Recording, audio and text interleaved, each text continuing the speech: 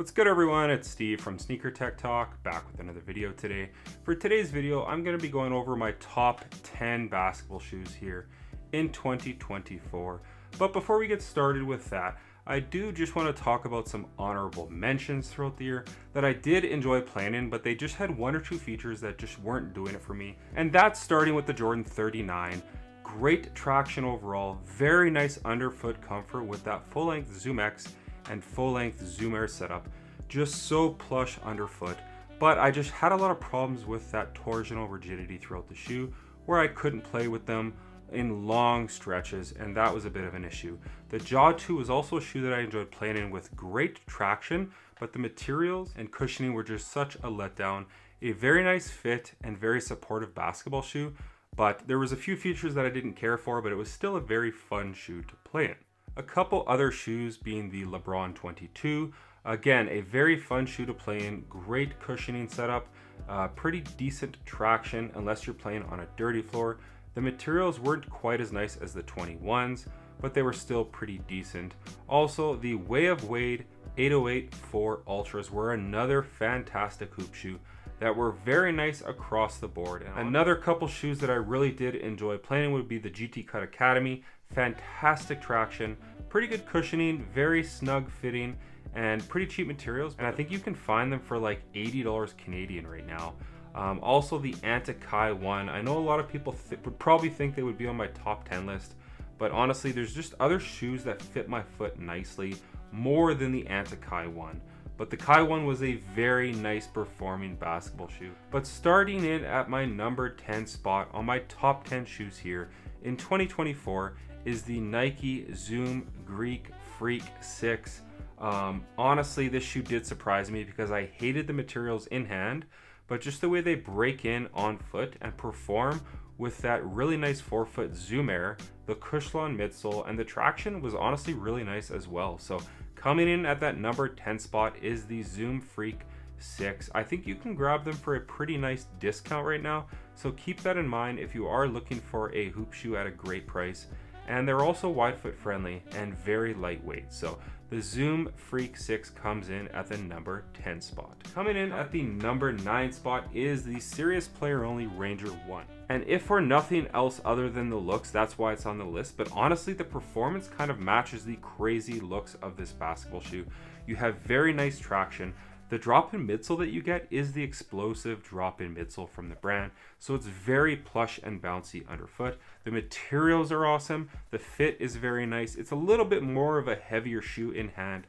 It's a pretty hot shoe as well playing within the shoe. It's a very fun shoe to play in, and I just love this zebra colorway right here. It's very loud on court. Honestly, out of all of these shoes when I was playing in them, this might be the shoe that when I wore them on court, I had the most people asking me, what the hell are you wearing on your foot? And that would be the Serious Player Only Ranger 1.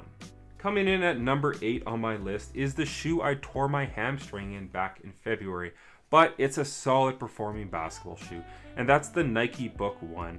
You do get this Cushlon, I believe 2.0 midsole running throughout. You get a very large volume Zoom Air bag in the heel of this basketball shoe. And then the materials and just the aesthetics, I really enjoy these on court. A very plush feeling at the back of the shoe, pretty nice court feel up front. The traction was nice, the materials, the fit, the support of the shoe. You're pretty much getting the whole package with the Nike Book 1 as far as the price point, coming in at $140. But I've seen these down to like $90 on some websites. So keep that in mind if you're looking for an affordable hoop shoe that kind of has that on-court and off-court appeal. Coming in at number 7 will be the Easy One from Serious Player Only. Again, another similar shoe as the Book 1 as far as having that old school / off-court appeal. But this shoe is on my list because the performance of this shoe, I know a lot of people probably really won't care for the looks of the shoe, but the performance is awesome. It has superb traction.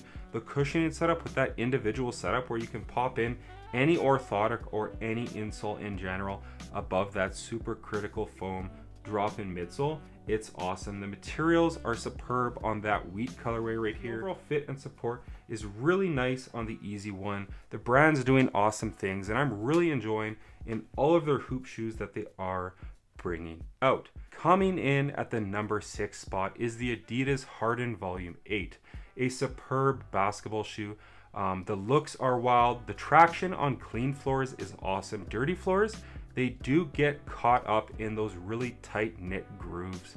The cushioning is very nice with that boost setup, and just the overall fit of that basketball shoe really hugs my foot nicely, and I really enjoyed my time in the Harden Volume 8. The 9s will be coming out soon, but the Harden Volume 8 is still a very nice performance basketball shoe here in 2024, and I'm sure you're going to be able to get it on a great discount well into 2025.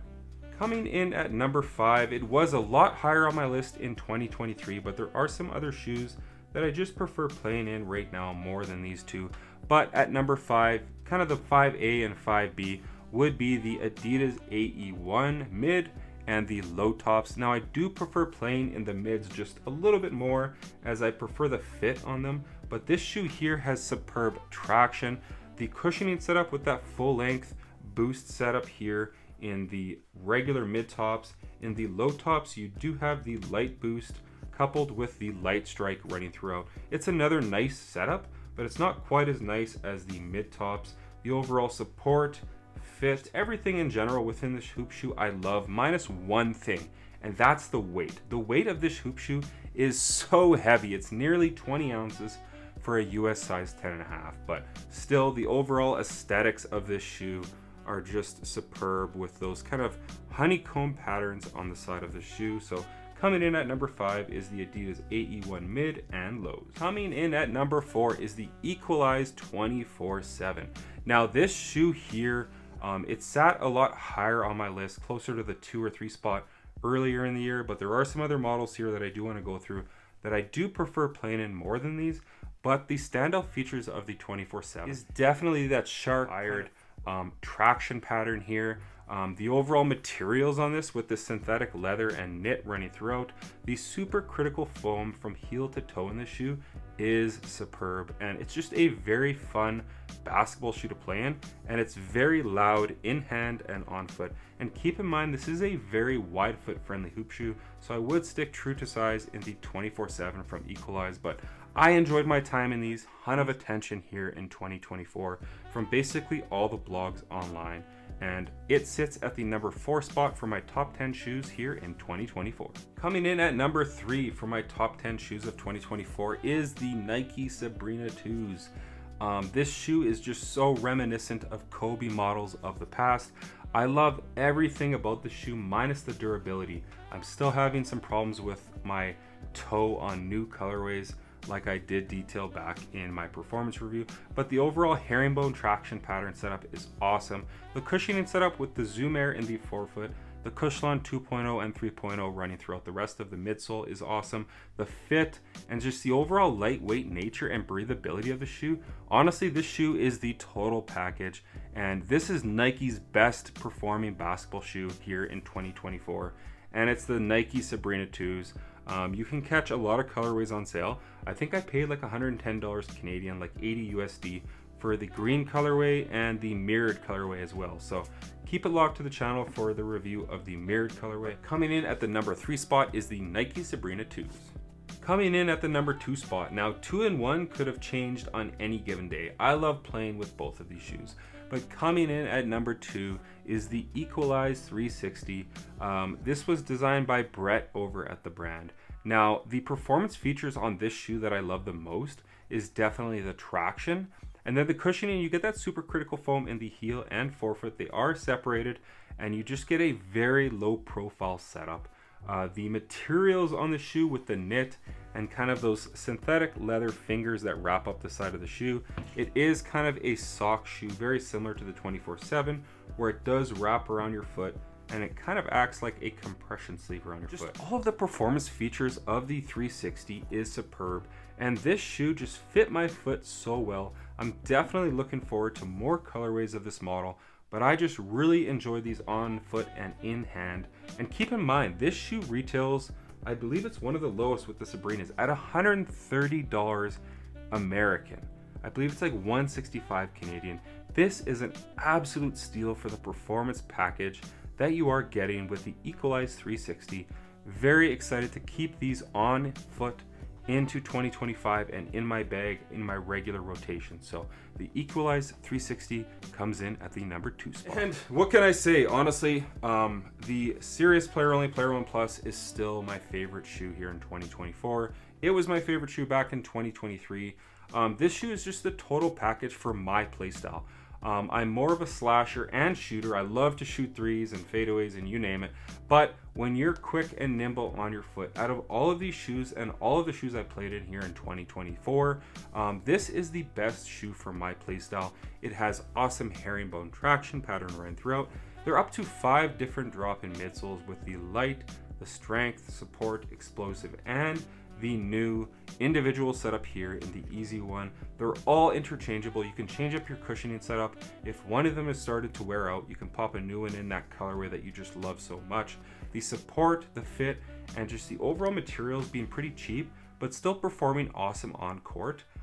This is an absolute beast of a performance basketball shoe. Like, I used to really love playing in Kobe models of the past.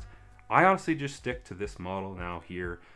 It's just an absolute performance beast. If you guys have tried them out, sound off in the comments. That's going to be it, wrapping up my top 10 shoes of 2024. Coming in at the number 1 spot is the Player One Plus. So that's going to do it for my top 10 shoes of 2024 with all of those honorable mentions as well.